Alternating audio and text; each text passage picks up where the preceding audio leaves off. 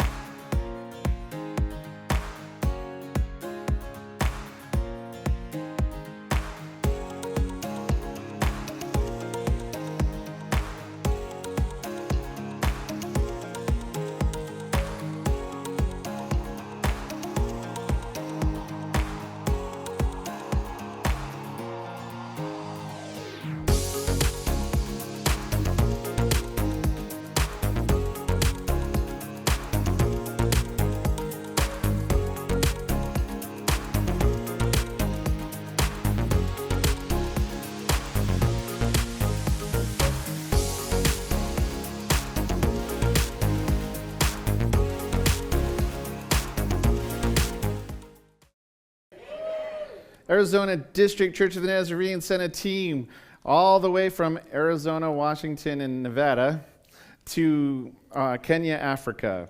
Now, I want to remind you of a few things.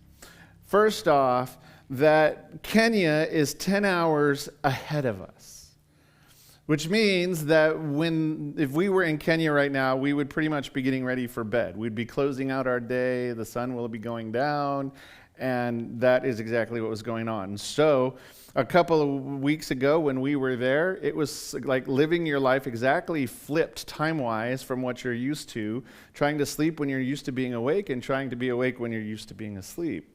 And so there's a couple of things people might want to know about Kenya, and if you're not familiar, primary language, of course, is English, so I didn't have to learn Swahili to go there. Although you should know some Swahili. You know some Swahili whether you know Swahili or not, right? Right? Have you ever watched Lion King? So what is a Simba? It's a lion. Swahili word for lion is Simba, all right? What's a Mufasa? Nope. Mufasa is Simba's dad.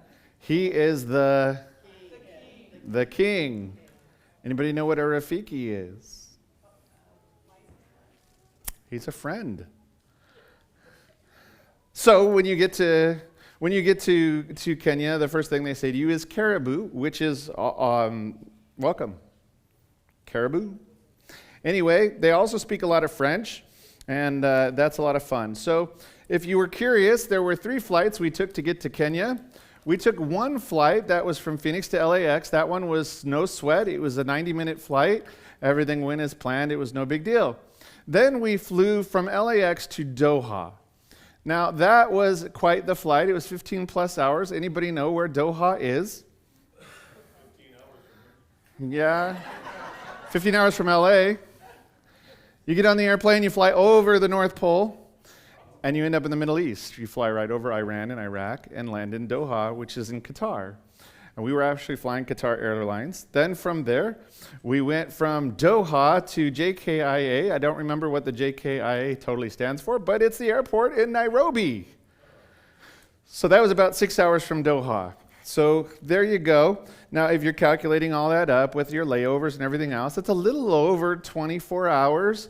And then add 10 hours so that you have your time difference. So we left Phoenix about, I forget, what, was it 11 o'clock on a Monday morning?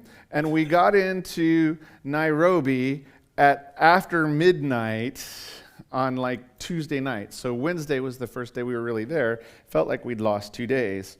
Airports are pretty big. This is going to be the airport in Doha.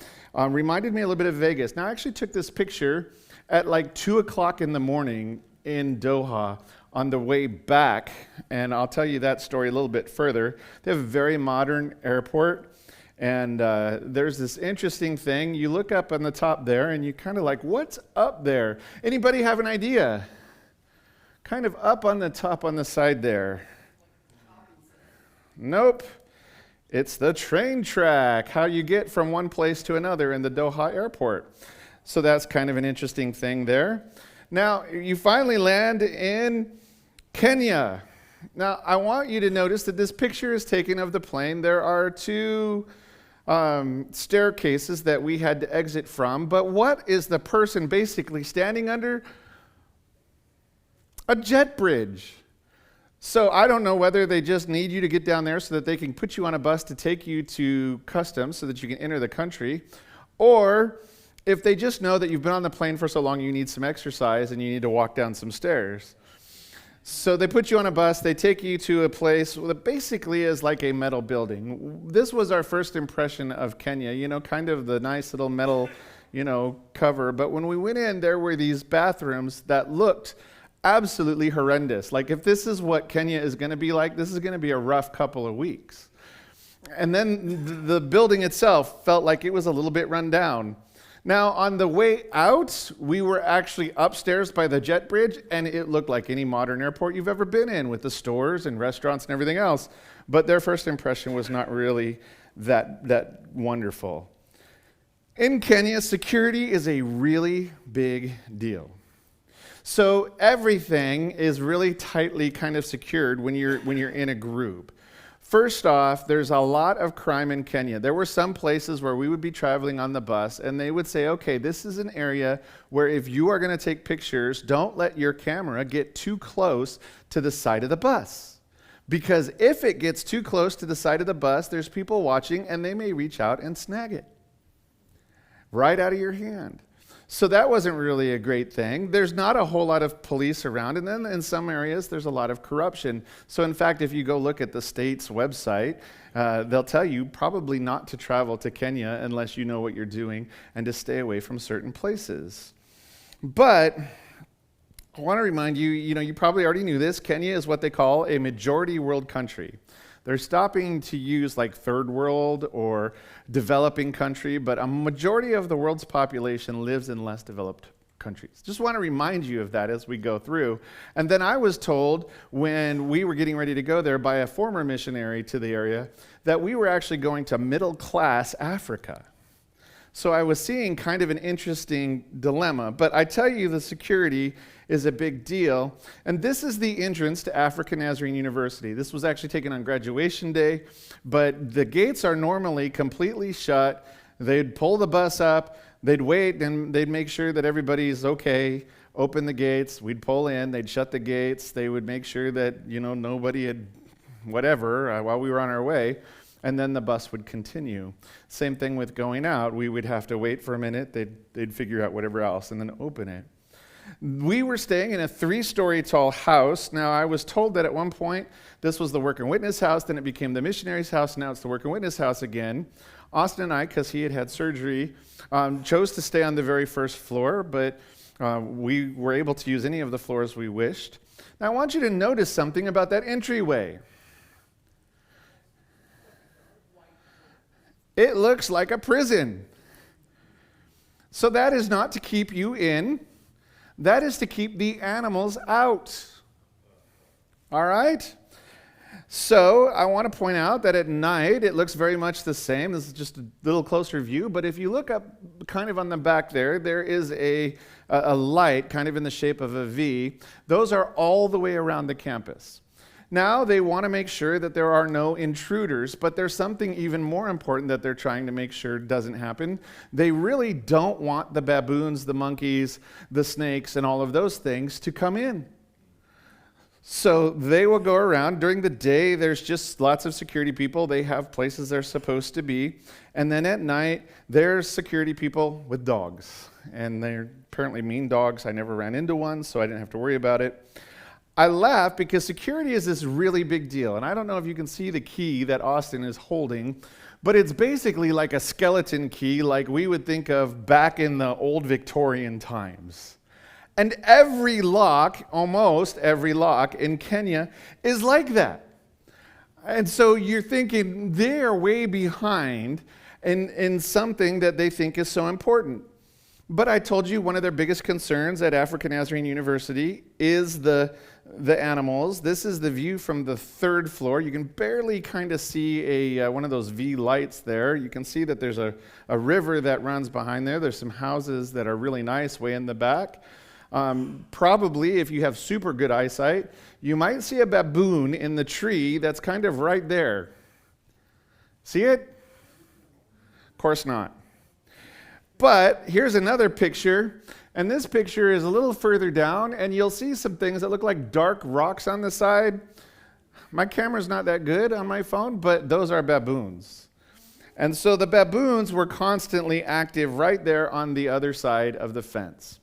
And as much as security would like to say that they're doing their best that they can, every so often you end up with a baboon right there.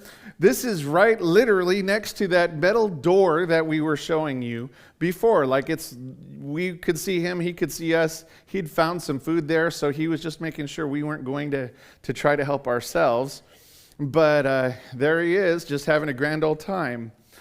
I didn't tell you this, but it's hard to find good medical care in Kenya, but the university has its own clinic, complete with a monkey. I don't think he normally is there, but I happened to find him there on that day. So one of the things State Department will tell you, it's really hard to find an ambulance, not at African Nazarene University. They have their own.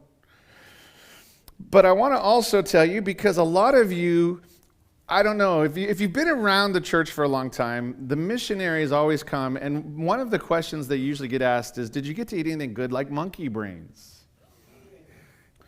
So let me get to that right off the bat, answer all your questions before we get too far. We did not eat monkey brains. Traditional Kenyan cuisine is a lot of chicken. I mean chicken, and then have some more chicken with your chicken, a lot of chicken, some fish, some other things. They almost always will serve you a soup and an entree, and the soup is normally just kind of a vegetable soup that's more like a puree. And then they do a lot of fruits and a lot of juices. So if you are one who really loves your dessert at the end of the day, you better bring it, because they generally don't have dessert. Dessert is watermelon or whatever else.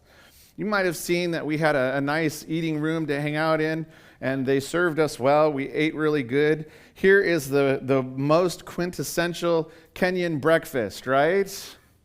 So you're probably wondering what you're looking at there. Obviously, like a little plantain or banana. There's an egg on there. Now, that egg is hard-boiled. We're not unused to hard-boiled eggs, but do any of you eat them hot? Few of you? Weirdos. And so that's like every morning's breakfast. That little thing next to it is like the little triangle thing is the best I could describe that as is it's an egg roll. Kind of tastes like an egg roll, looks like an egg roll, and if something tastes like it and looks like it, well, then it must be, right? Fair enough? And then the other two things are donuts. There's some honey on my plate there too. This one I took a picture of because it's French toast and some sausage. Again, whatever that egg roll thing is. And then that thing that looks like a chicken leg is actually one of those African donuts. And then you get to here, and this is, we were having a banquet with the administration of the college, the university. They were honoring us with this. And so you might notice there's something that's kind of like a tortilla, but only it's really thick. There's regular rice and veggies. The yellow things are some potatoes. There's a little piece of chicken on there. There's some fish. Anybody know what the other item is that's kind of saucy? Well, besides the soup. Closer to the other side of where the tortilla thing is. It's your favorite food ever, I'm sure. It's goat meat. It's goat meat. And then this is going to look really unusual to you. This is what's known as a hamburger. Okay? Hamburger. There's some beef. There's like some Thousand Island and some lettuce and tomato.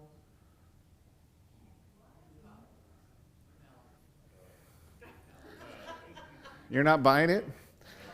And then those things, those are not chips, like we would call them chips, but they are crisps. We know what chips are, right? This is sort of a British English. Chips are French fries. We did go out to a couple of restaurants. One of them was Osoita, and there you have another little bit of goat meat. We kind of had like a buffet. There was some spinach, another one of those tortilla things. Lo and behold, some chicken and rice and some sauces. I can't tell you what they all are. Now, I told you in the past, Joyce and Ron Huntington came with us, and she has fallen in love, back when they were teaching there, with a type of drink called Stony. And it's like a really super strong ginger ale. For most of us, when we would take a swig of that, we would basically die. But for whatever reason, there was nothing more exciting to Joyce than being reunited with Stony. Another place we went out to eat was the Maasai Lodge. The Maasai warriors are, you'll see them in one of the videos if you didn't already, but they're very dressed up. And this particular lodge is right on the wild game park. So Nairobi has a wild game park. We're going to talk about that a little bit when we get to the safari. But they didn't like go and create a park and bring animals in. They put fences up to keep the animals from coming into the city, and the animals get to stay there, all right? And they go back and forth from wherever they want. But this particular restaurant or lodge is right on the park, so you can see out the window. Now, up above, behind Augustyn there's actually an animal. I think it's a hyrax in that tree right there. Do you see it? Looks kind of like a rock or something. Give you a closer view. And it could be right there. This particular meal, again, authentic Kenyan cuisine and chicken. Steaming hot chicken with some potatoes. It was almost like they were trying to make fajitas for us. But that was, the food was great. It just, lots of chicken, okay? Now, all of the sodas, if you wanted to drink a soda, it basically came in a bottle, either plastic or carbonated. They don't do fountains in Kenya. And I asked if they had Coke Zero, and this is what they bring me. It is Coke without sugar. All right? I thought it was really interesting how it was printed on there, because my bottle looked the same as Augustyn's, only it said without sugar in really small writing there. Another restaurant we went to is called Carnivore, and I took a picture. This is a sign directing you to the Carnivore restaurant, but they have these clock towers all over town. It's kind of an interesting thing. But the Carnivore serves wonderful vegetables, and you'd really enjoy it. Just kidding. This is their barbecue with a gazillion types of meat. And some of the meat is exotic. Let's just say that way, all right? So it works a little bit like a buffet, only they bring it to you one thing at a time. So we really got off to a great start. I had a little tiny piece of potato and chicken sausage. Woohoo! Aren't you excited about that? Here's Augustyn getting himself some turkey right off the buffet. They come, they carve it, and piece falls into your plate. And this guy here is Jermaine. He was one of the African Nazarene staff that was working with us. I think he's getting leg of lamb there. I'm not sure. But this is how they serve you. And they have a little thing so that when it's time and you're full, you just put it down. All right, and then they know not to do it. Now, there were 2 tables of our team, because there were 24 of us, plus the people that came from African Nazarene University. And we were having a competition to see if we could hold out longer than the other table, and we did. Because as soon as we saw them put ours down, we said, okay, we won, and put ours down. All right? Now, if you can recognize some of these meats, I don't remember exactly everything there, but I do know there's some crocodile on there. In case you've never had crocodile.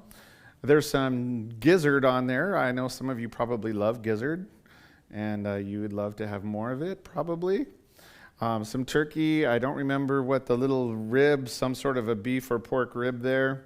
What I didn't take pictures of for you, and I'm just going to let you go with it as you wish, but one of the exotic meats besides crocodile was ox balls, okay? Just imagine what that would be, and that's what it is, all right? This is a picture of the inside of that same restaurant. I wanted to include this for a couple of reasons, to kind of show you what it looked like. But also, you'll notice standing up there, there's a man standing there kind of leaning over talking to us. And that is Rod Reed. He's actually been here before and spoken. And kind of cool to be on his turf instead of him coming here. Now, you're probably wondering, where's all the fast food? Well, bad news, no McDonald's. I have decided that anytime I go to a foreign country, I will find if they have one, a McDonald's or whatever we have around here, and try to see if it's anything like what we experience here in the States. So there was no McDonald's, but there was some fast food. Don't get me wrong. The first one was, of course, chicken.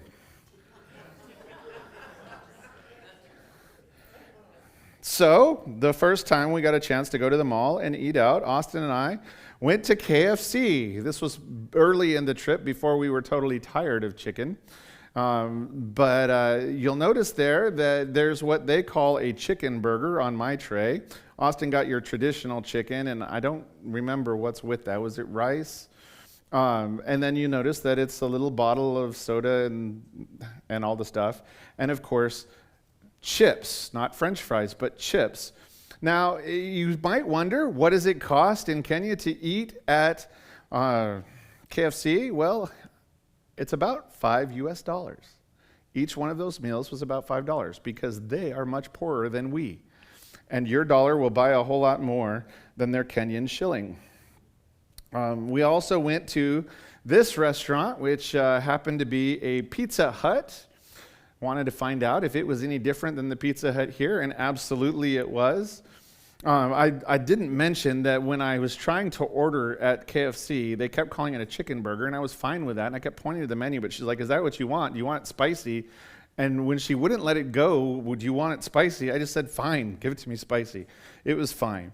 But anyway, we went to the Pizza Hut, and all of the things that you would, do you want regular crust or do you want pan? Well, I thought, let's get regular crust.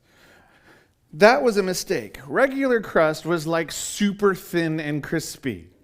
All right, it was not at all. And pan was a little more like what we'd be used to, but not anything near what we would go and get a pan pizza. So that's a pepperoni pizza that you see there. And of course, the bottles. We didn't just eat pizza. Now, there's a long story, and I'm not going to give you the whole thing, but basically, let's say this. For about 14, 15 years of my life, my mother told me you were not allowed to eat French fries with pizza until one day I went to Chicago and found out that that has all been a lie. So, in Kenya, Pizza Hut also serves chips, which is French fries. So we got some French fries too. I take a picture because they look normal, tasted normal, whatever, right? There was another restaurant. We didn't eat at this one, but do you recognize it? Subway, Eat Fresh. Their menu items are a little different than what ours are. And there's one other place because you got to want some dessert once in a while, right? And so lo and behold, we happened to find at the mall something like a Cold Stone Creamery. Not anything like what we would see here, but something like it. They had ice cream, but that was about it. All right? They didn't make it, mix it, and have a big thing in front of you. There's a few reasons for some of that kind of stuff. But I want to point out a few things here. When we went to the mall, we went to basically where all the tourists and the rich people go. And there's a lot of stores. There'd be like a mall like you and I would think of. And there's a big store in there that's kind of like what we would call a Walmart. But Africa's largest slum is in Nairobi, not too far from this mall. Now, they don't even know how many people live in the slum. They go through and they take guesses, and they kind of go up and they take a look and they do aerial photos, and they try to figure out how many people live in a square hectare or whatever, and then they figure out how many they think they are. So if you ask the government of Kenya, they'll tell you there's like 100,000 people living in the slum. The UN says it's more like 1 million. And so they are living in a very poor area. It's primarily a Muslim population. And we were told by one of our missionary guides that we at the Church of the Nazarene are supporting work in there to try to bring the people up out of poverty, but also to really show them the way of Jesus. And so be proud of your church because it's working all around the world and there's some incredible things. But one of the problems that Kenya has is an untold number. Now, the slum that I'm talking about is called Kibera. It's like a bunch of different neighborhoods, but they're all connected. But they say there are as many as 50,000 children without families.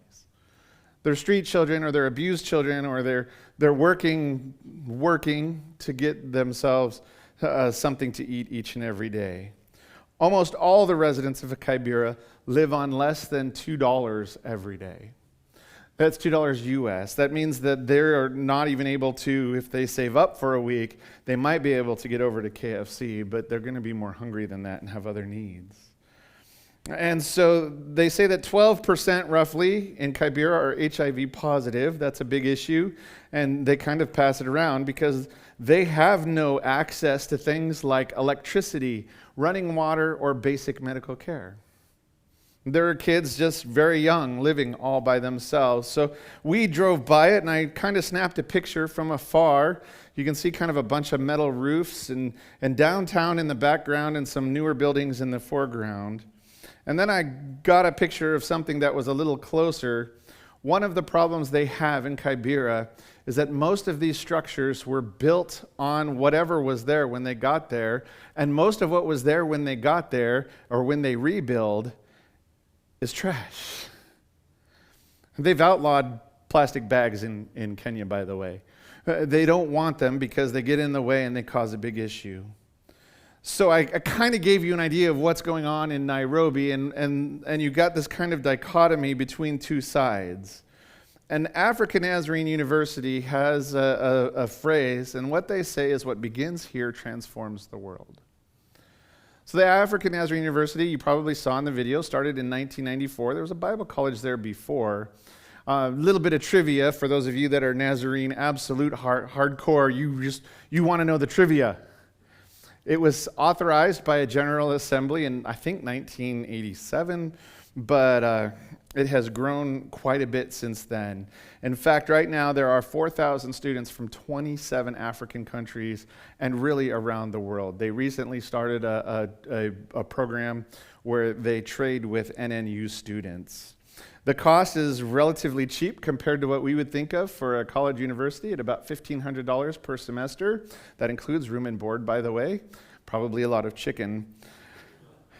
And their programs include a whole bunch of things. So yes, they're teaching pastors how to become pastors and theology classes, but they also do a lot with law. In fact, their speaker for their graduation, not this year, but last year, was the chief of Kenya's Supreme Court, who happens to be a woman, and her son was graduating. So they invited her, and she said yes. So it was pretty cool. Also, information technology, business, communication. I know I'm missing a whole bunch of them. But if you can think of what you would find in a normal university, you'd find it at African Nazarene University.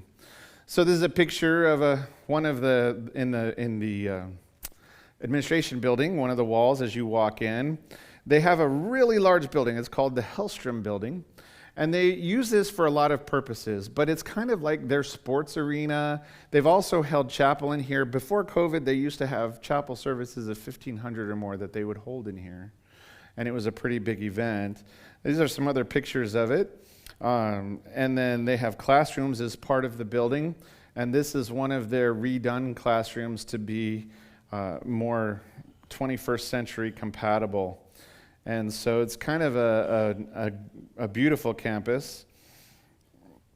This is the administration building, and you have the clock tower in front, and then there's the Court of Honor. Absolutely opposite of that was the building we would be working in. This is the Grace Rolls Library, and it's the first building that they built at African Nazarene University. And if Ron and Joyce were here, or when they get here, you can talk to them about it, and they'll tell you that they taught and had offices on the third floor. And they really enjoyed it. And that was before some of these other buildings even existed. This is actually the entrance to the library. They still have a lot of books in their library. I don't know if you've been to some college and university like Point Loma Nazarene University. I've looked in their library a couple of times when I've been there.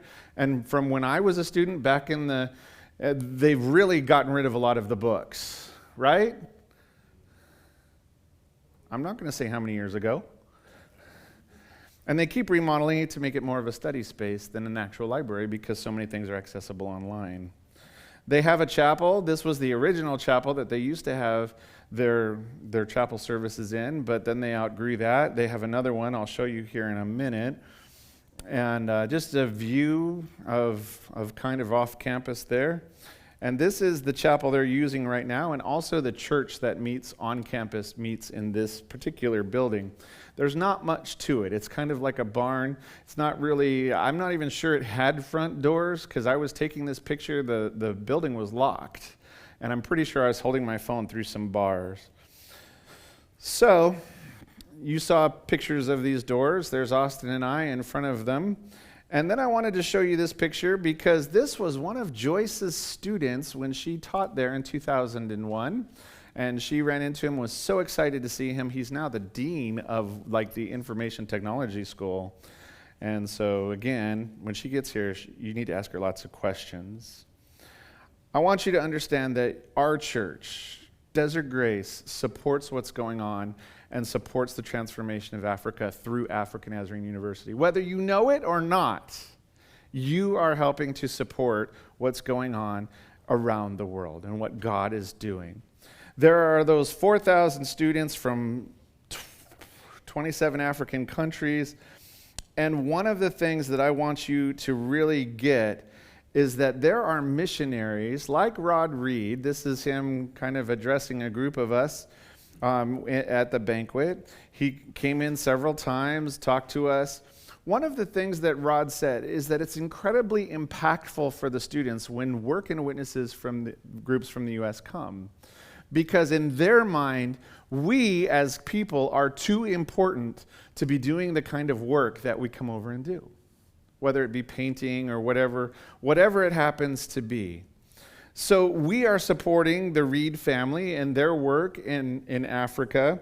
That is Rod and Sarah and their kids. There's another group. He's, by the way, the deputy vice chancellor, I think is what they call it.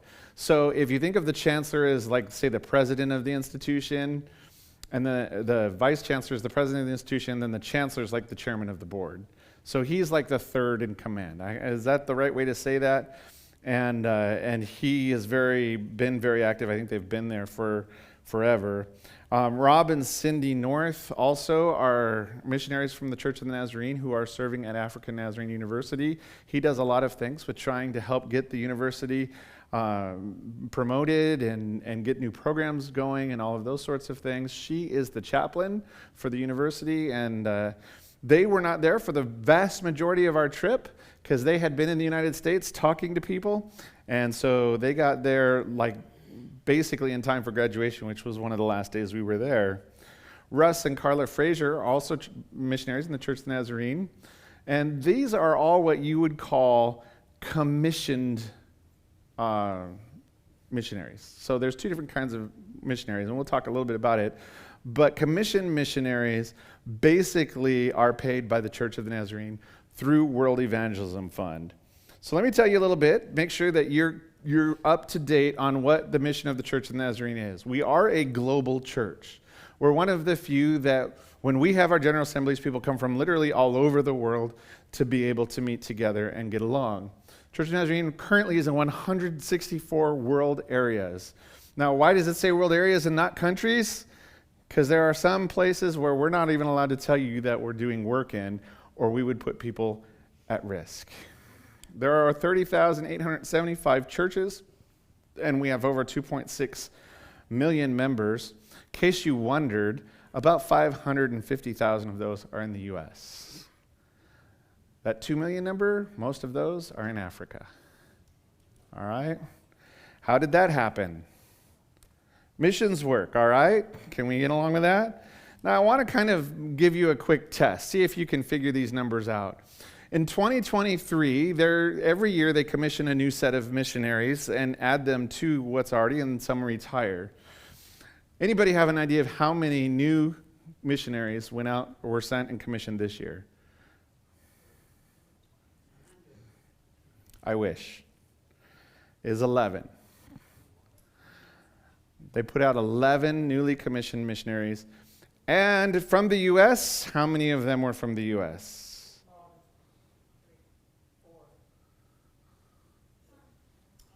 0. So when I tell you that we're a global church, really what's happening right now is that we were initially just in the United States. We sent missionaries out into other places. Well, now in those places, they are sending missionaries out to other places. They haven't quite gotten to the point where they have to send missionaries back so that more Americans would become Christian. That should be our job, by the way. You are a sent people, and you are a sending church. We send missionaries, but you are also sent. Anybody have an idea of how many total missionaries are serving in the Church of the Nazarene?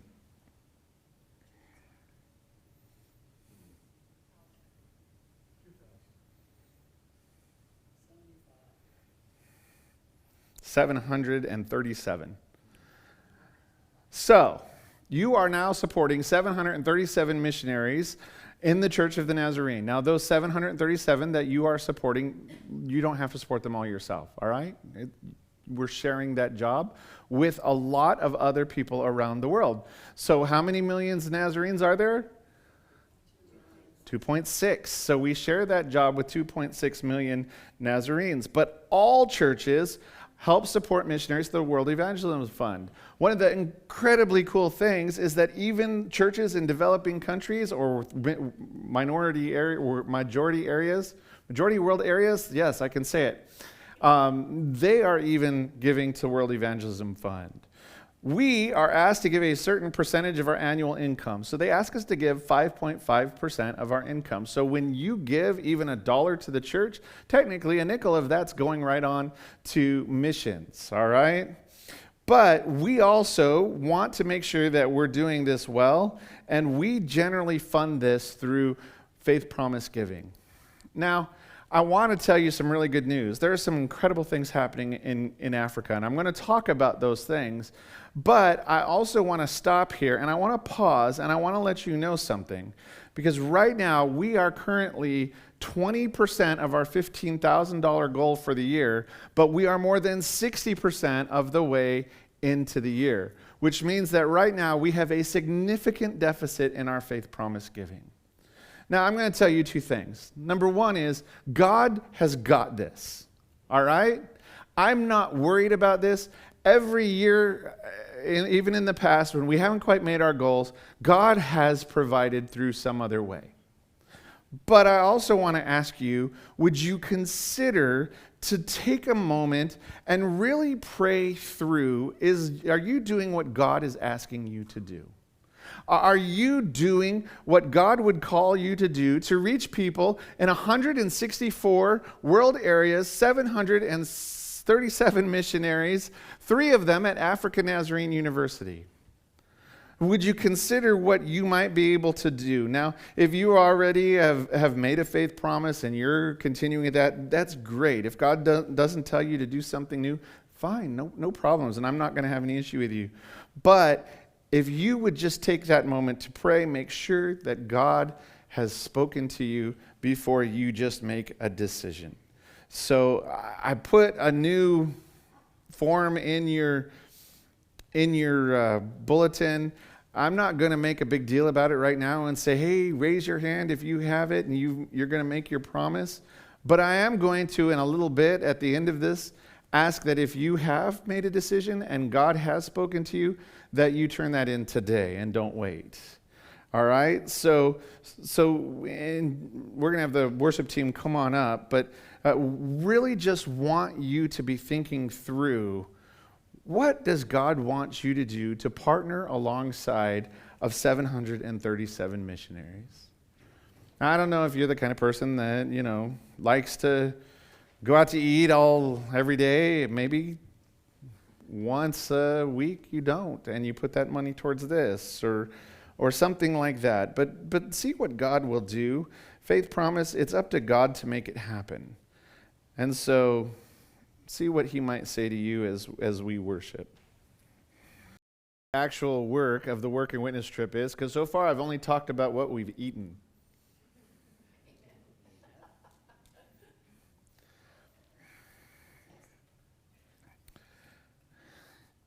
The work of work and witness was to transform a space into a 21st century classroom, which means creating a space that they could teach a class inside with people there present, but then also be able to broadcast around the world to any place that was willing to have students in here. They also wanted us to paint all of the first floor rooms in the women's dorm. Well, actually, they really wanted us to paint one wing, but our group actually painted both. We were not part of that. Augustyn and I were not part of that group. But there's also a third thing that they asked us to do, and it was simply this. They wanted us to be flexible. So, for example, there were some issues going on at the beginning of our trip where there were protests in Nairobi. They thought they may have to have graduation in the Hellstrom building. And so they made the decision to have the graduation on the Sunday that we were there. And on Monday, they asked us to start helping to remodel a bathroom so the building would be ready. They ultimately went back out to the tent, but that's a whole nother story. But we had brought a lot of materials. So there's lots of things that you and I can get really easily here in the United States that are really hard to get elsewhere. And so we each kind of took an extra thing of materials and brought it with us, and so a lot of the things we were bringing. So we had these projects going on, and there were all kinds of work constantly. You see in some of that video right now. I told people last week who were listening, the paint was super thin. Like, I've never worked with such thin paint, and like if you push too hard, it would get on you. And I told a story last week, for those of you that weren't here, of having a black roller on a stick, and I was trying to paint one section because it was the last section that needed to be done, and lo and behold, it was dripping on me. So there was all kinds of things that were taking place, and it was an amazing to watch just everybody kind of just take on and go and do whatever project that their particular team was doing. So some of you might remember that I had pneumonia less than 2 weeks before I went to, and was in the hospital before I went to Nairobi. So I told them right off the bat, I'm not sure how good and useful I'll be, but don't worry, I took lots of pictures making it look like I was working so that you would think, and no, actually I did. So we got started off. Now that's Ron and Joyce, and you might recognize them. They were trying to get this whiteboard off the wall, and it couldn't be unscrewed. I don't know exactly how they got it off, but finally they got the whiteboard disconnected, and took a while to get the rest of it done. All of the walls there are concrete, so you don't really like put stuff like wiring and stuff in. So you'll see some tracks by their feet, and you might have seen in the video some guys that were working on those. I'll show you again before we get too far, but again, proof that I'm working here. Those people behind me are good friends of Ron and Joyce. That's Ron and Frida Wade. Wade of Freed, that's going to be great. Anyway, painting, and they were working on all kinds of things, trying to get all these things ready. It's inside the classroom there, and they're pulling off tape. These are the guys they were moving those tracks from basically on the floor to a little bit up the wall so it's more usable. So we were working hard trying to get everything ready, get everything painted so that we can get to the important stuff. And Augustyn and I had the task of mounting the new whiteboards. And so they wanted us to make sure they were perfectly even on the wall. We measured it out, we marked it out, we got done, and I'm pretty sure we were off by a few centimeters, but I just kept saying, oh, yep, that's the center. That's the center, all right. That's the center. Nobody ever questioned it, but that's beside the point. Weekends are for play, though, right? So there were three things we got to do the first Saturday we were there: the African Safari, the Giraffe Center, and then shopping at Kazuri. So I'll show you kind of a video of that wraps up the safari and the Giraffe Center in one. I had a really good videographer with me. So if you're like, this looks like professional footage, it's because we took a professional. Austin brought his professional camera and did his editing work. Now this rhinoceros right here, there's a little baby next to Mama there. And we kept seeing this rhinoceros, and there was on the bus while we were doing the safari, one of the guides from the actual park, and he told us to turn around and go back. And when we turned around and went back, we caught wind of him, so they stopped the bus again, and they decided to walk basically right by us. This is when you know you're in the wild and not in the zoo. When you come across a lioness eating a porcupine, probably wouldn't be my first animal to try to choose, but apparently she caught that porcupine, and there were quills all over the roadway where she apparently had done the deed. So, warthogs, if you like Pumbas, there you go. This was actually at the Giraffe Center where we got to see them so close. They kind of clean up the mess the giraffes leave and take care of the weeds there. And Giraffe Center is kind of fun because you can feed the giraffes. There's Joyce having a great time. Their tongues feel a little bit like a cat's tongue. And a little baby giraffe there. Lots of fun that you can have. And they have really long tongues. And one of the things that cracked me up is there were signs everywhere that said, "Watch these giraffes or they'll headbutt you." Could you imagine getting headbutted by a giraffe? So I was a little bit leery of them at that point, and if they knew you had something, I mean, I saw them reach over. A kid would be standing there like this and not paying any attention, and his long tongue would just come and start emptying out that cup. And so anyway, lots of fun at the Giraffe Center, and they basically take giraffes that need some rehabbing, and once they're well, they put them back out in the wild, and lots of fun. So I told you we were at the Nairobi National Park. The main gate is where everybody at a safari enters in. If you'll notice there, you'll see some regular vehicles. You'll see safari vehicles. Way up front there, you'll see a big red vehicle. That was the bus that we were in, and the African Nazarene University bus. The kind of dichotomy here, you have downtown Nairobi in the background, and just sort of this open area where the animals can run free. Scariest thing you'll ever see on a safari, well, yeah, that's what I meant. And so, people leaning out the window. I think that was when they were trying to see the lioness, but I'm not sure. In this pool right here are some hippopotami or hippopotamuses. I'm not sure which one is proper. I don't really care. And so I wanted to go through all that we did see. They were really boring. We didn't sit there and watch them very long because they just sit there and do nothing. This was the mama and baby rhino again. This was a giraffe out in the wild, not at the Giraffe Center, just kind of hanging out there. You probably have seen one of these animals out in, maybe not in the wild, but this one's a wild ostrich. Not sure how much you can tell, but there's a whole bunch of lionesses and lions laying in the grass there. And you can see quite a few of them there. A bunch more rhinos here at another part of the park that we were in, having their lunch. How about some zebras and I think impalas, kind of out there in the wild.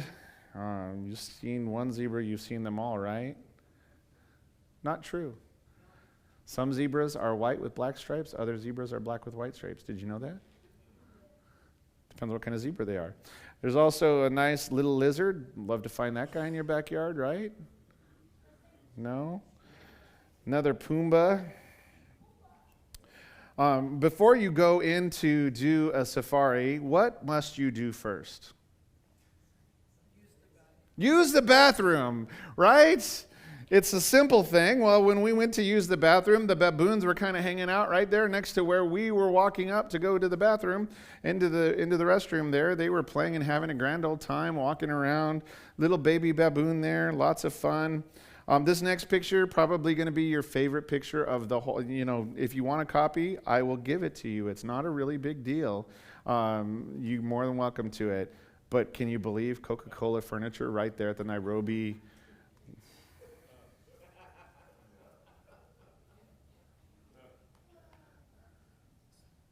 I don't know. You don't seem very excited. I wish I could bring stuff like that from home. We went to Kazuri. Kazuri is handmade beads. They're ceramic. They're hand painted. There's these women that spend all day kind of making them. They fire them. They paint them by hand. And Kazuri means small and beautiful in Swahili. Now, you might wonder why I'm telling you all of this. Basically, one of the things is that it was founded to provide work to single mothers who are in great need. And right now, there's more than 340 women who are employed there. It's an amazing thing. So there's a little video and kind of showing some of what they're doing. They're putting stuff together. I'm going to go ahead and skip ahead a little bit here.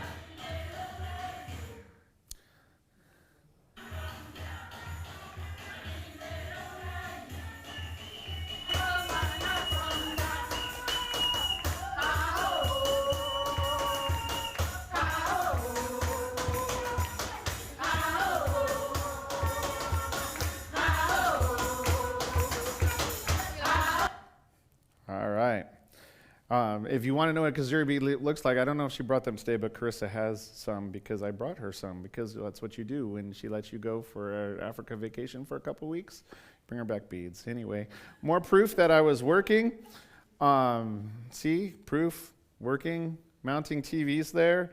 I even let Augustyn take a turn, and so that he could do the hard part.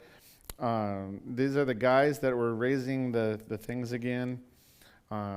Here's Joyce and Frida again.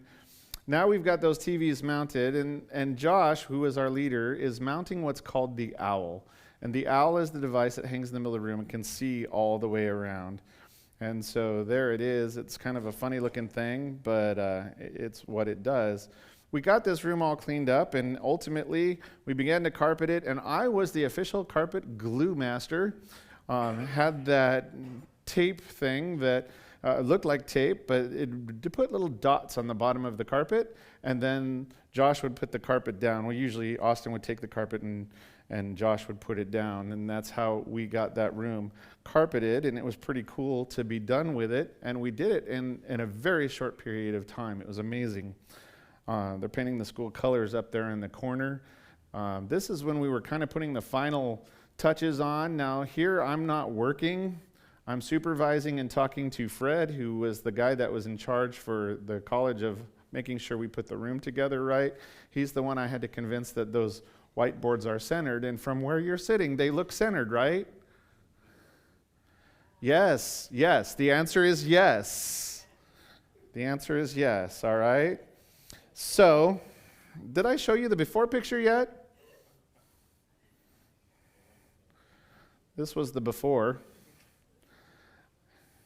And this was when everything was all done.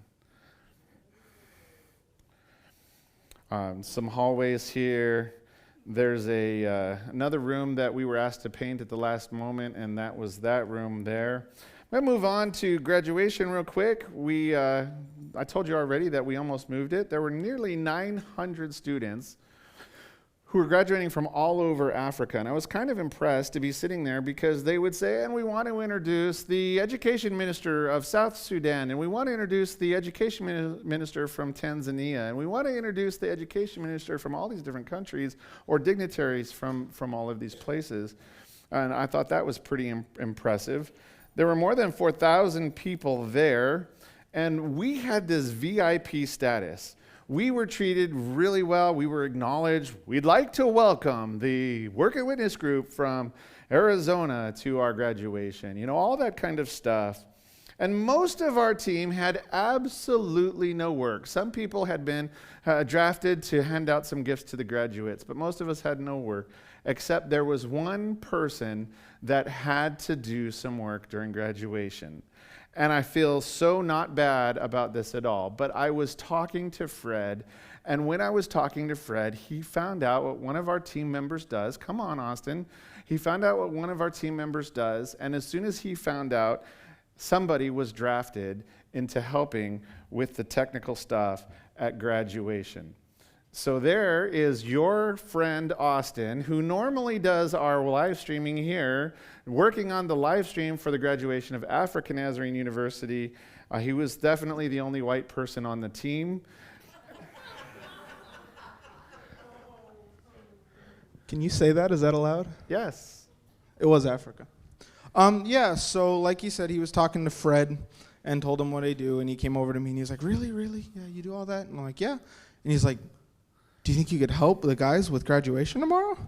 And I'm like, probably. And he's like, so I'll go take you to him. And so we actually had to go to lunch, and we came back, and I went over and I met them, and they were great. They actually had some similar equipment to what we had here, but a lot of their stuff, it was a little more complicated. I actually talked to them a little bit about how they could help with that.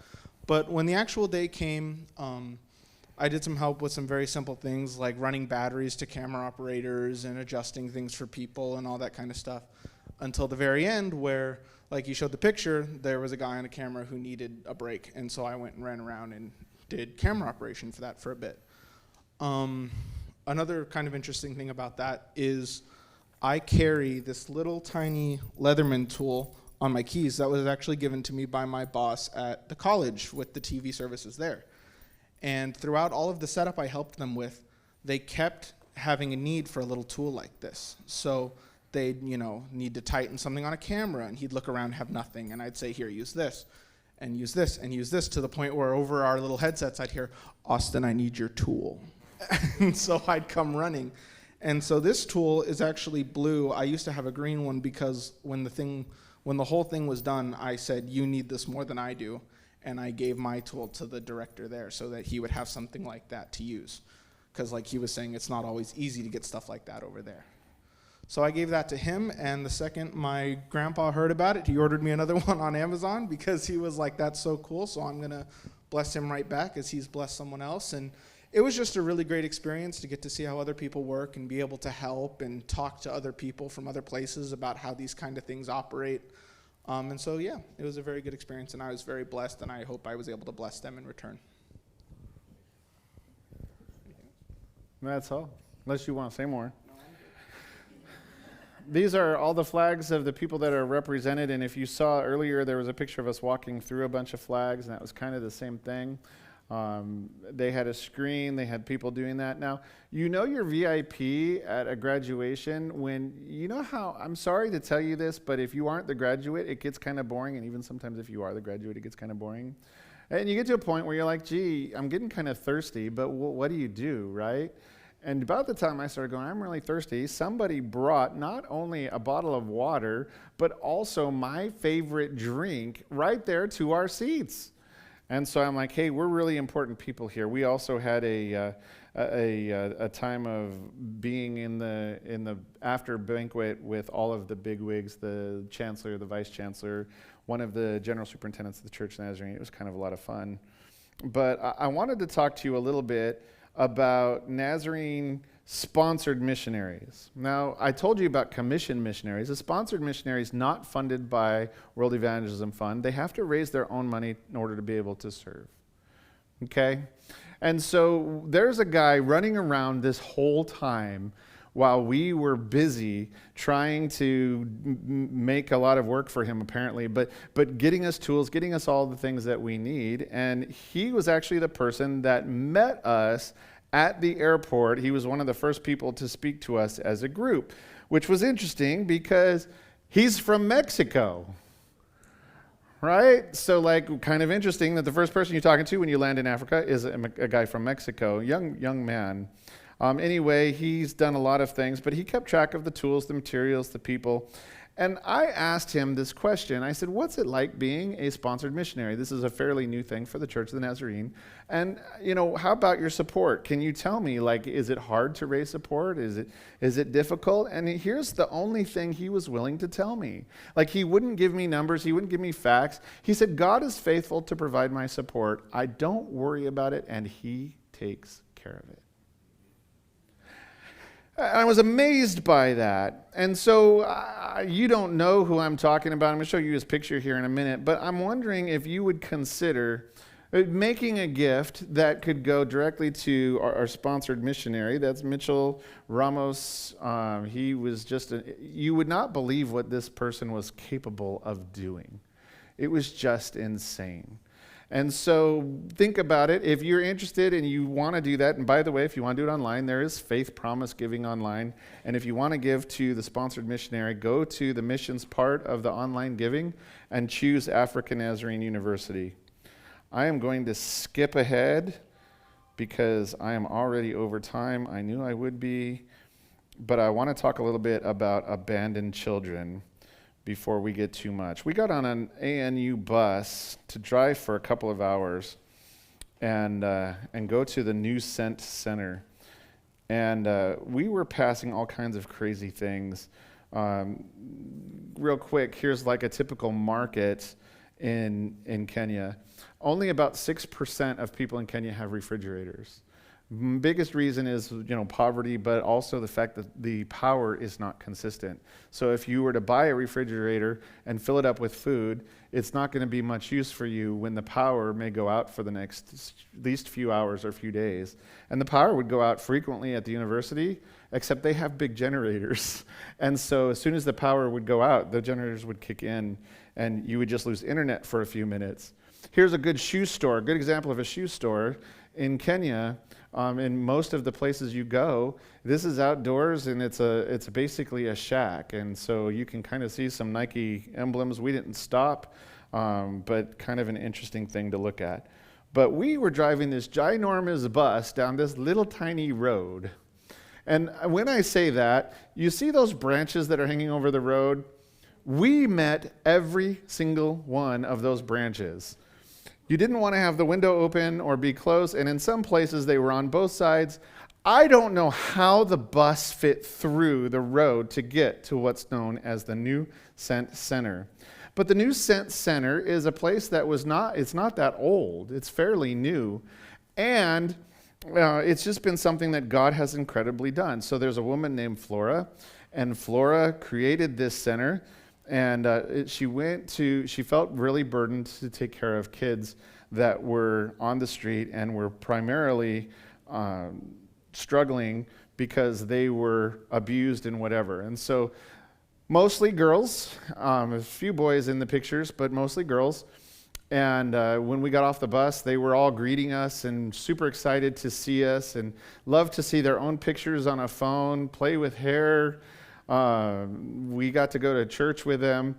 They used to, when they were smaller, go to church at a church, and the church complained that they weren't clean enough to be in church. And so they have church in their garage. And so you might say, hey, what's the connection between the New Sent Center? That's Flora, and our leader, Pastor Josh, there was preaching, and she was translating into Swahili.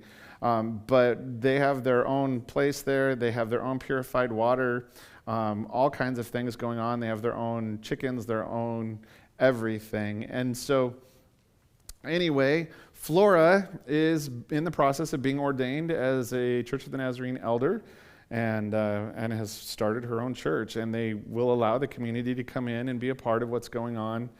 And there were 70 or so kids there at the time. So you want to hear some African worship music? Yes.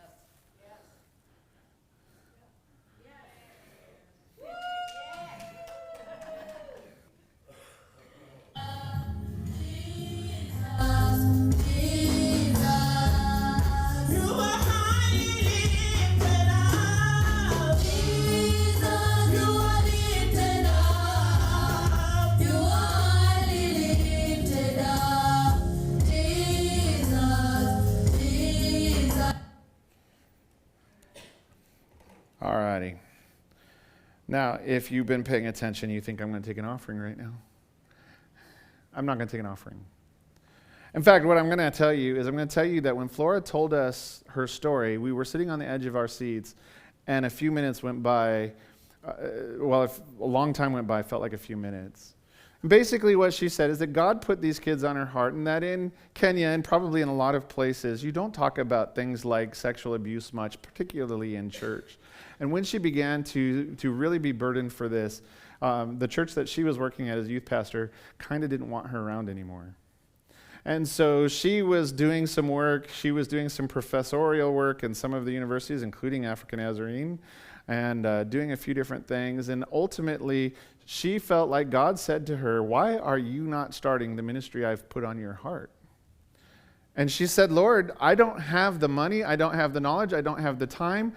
You've got to give me some resources if I'm going to do it." And ultimately, she said that she felt like God said, "Just start.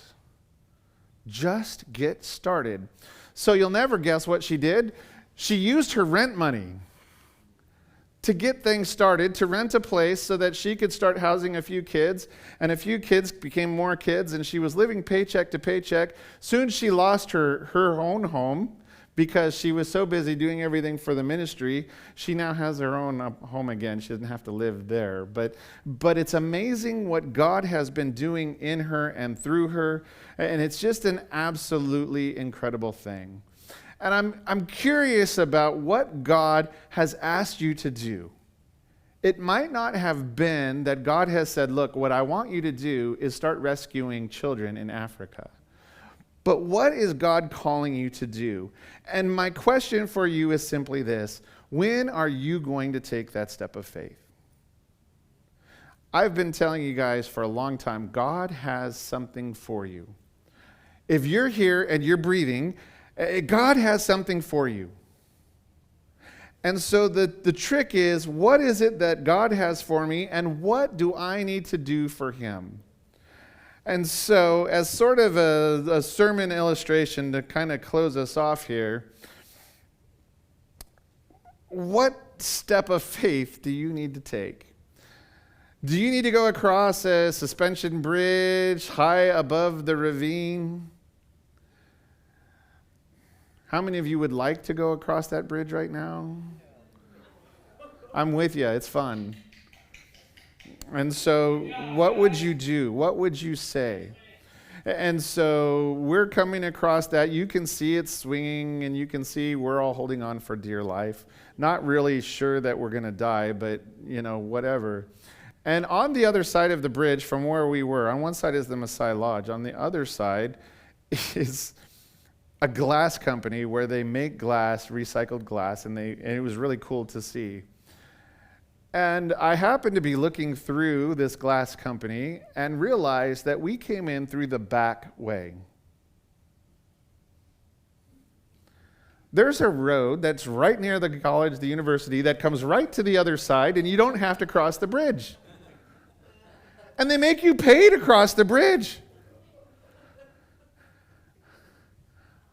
We could have gotten in for free. Now we'd have had to burn a little more gas because it's a little further to go back to the lodge for dinner.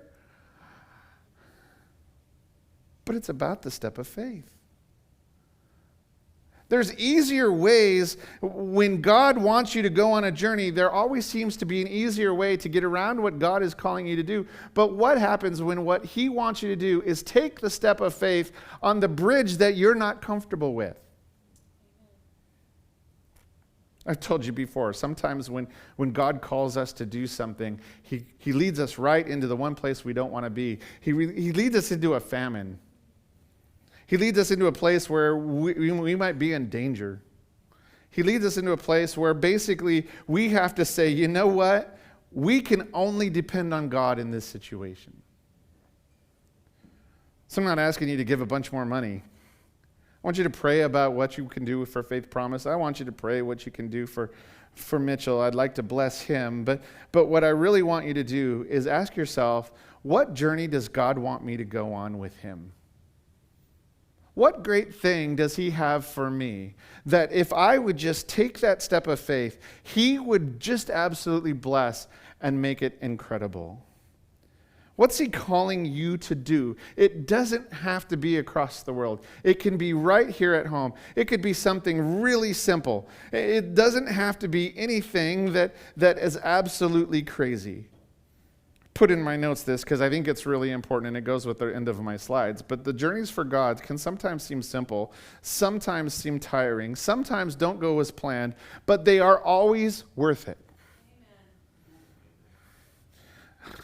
Now, I got to tell you that one of the things that I had no idea was going to happen, and I think it's really cool, but they have that court of honor, and every work and witness team that gets there gets a plaque. And everybody who was on the team, their names are engraved in that plaque. So you can go back a long time, to way back when it was a Bible college, and you'll find work and witness teams that came and worked on it. In fact, I took a little walk, and there's right around the corner, there's a plaque that says Pasadena First Church of the Nazarene trip in 1988 with James and Shirley Dobson's name on it. And so to think about that, but I want you to know that at the very beginning of this trip, we were playing with the cameras on the plane, and this looked like something out of Disneyland, right? Like Star Tours or something. The back of the seat, and we're watching the guys get ready to push the plane back, and these are these big jumbo jets. There's 3 or 4 seats across the middle, 3 seats on the side. We're way back in the whatever the back of the plane section is called, third class, where you have no room to sit for 16 hours. But we're excited to go. We're on a mission for God. We're going to land in Africa. We're going to change the world by making a classroom and whatever else. When we turned around to come back, don't tell them I took this picture.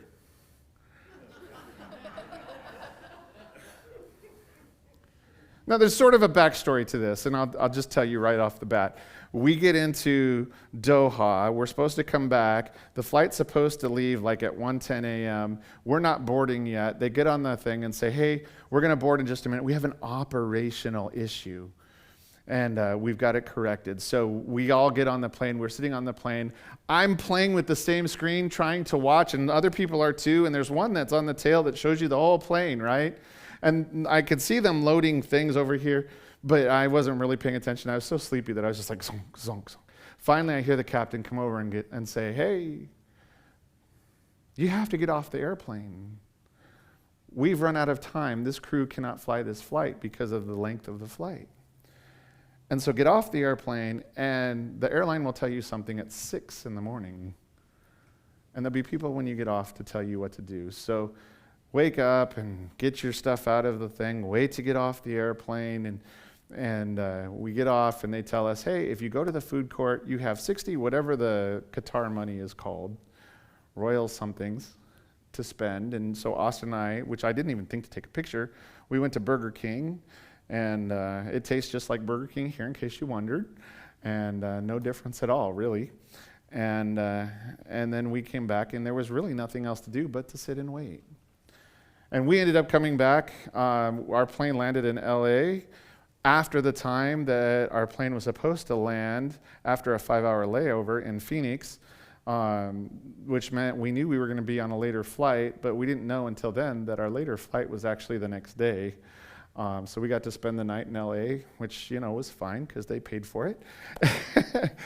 But isn't that how journeys work?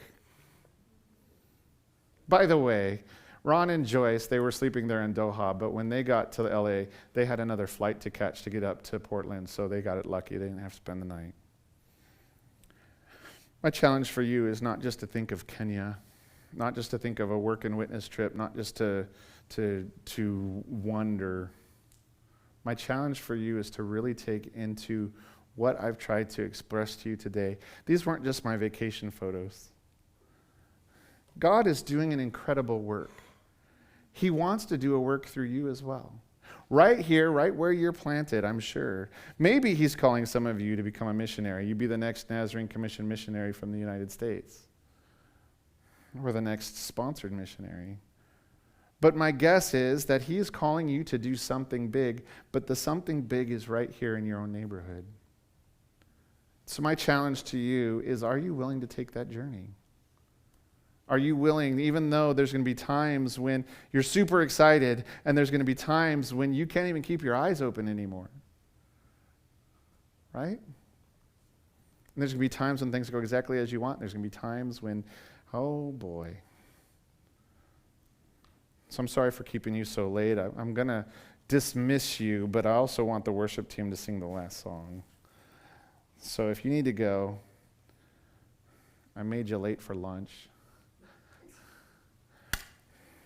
But otherwise, I'd love for you to stick around. Heavenly Father, we just thank you so much for who you are, for what you've done. I thank you for the protection that you gave Augustyn and I while we were in Africa, and I just thank you so much for what was able to be accomplished there. Lord, it wasn't lost on me to think that there's going to be a time in the coming year when there's going to be students sitting at those desks, and they're going to be sitting in a classroom that the carpet was laid in and the paint was put on the wall. And those same people may go out and change the world for you.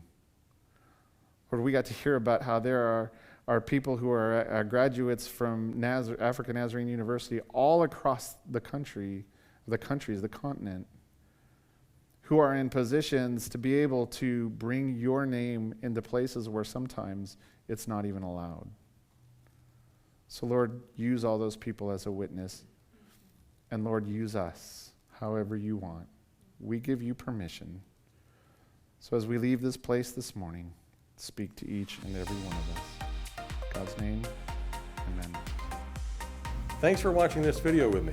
If you want to see more, make sure you hit the subscribe button and the bell to be notified when we go live or post a new video. We'd also like to invite you to join us in person for a service. Visit us at desertgrace.org or give us a call at 928-305-1132 for more information. Thanks for watching.